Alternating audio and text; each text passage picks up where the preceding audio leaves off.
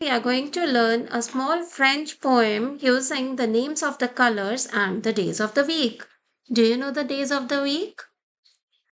Lundi, mardi, mercredi, jeudi, vendredi, samedi, dimanche. And do you know the names of the colors?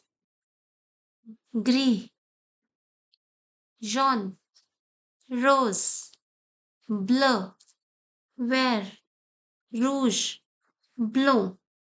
Now let's learn the small poem in French. Le lundi est gris, jaune et la mardi.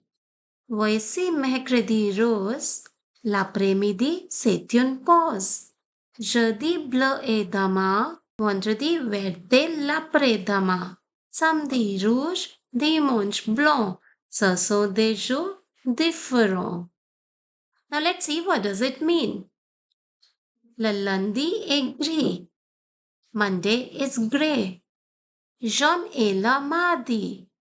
Tuesday is yellow. Voici mercredi rose. Here is pink Wednesday. L'après-midi, c'est une pause. The afternoon, it's a pause. Jeudi bleu et demain. Blue Thursday is tomorrow. Vendredi vert l'après-demain.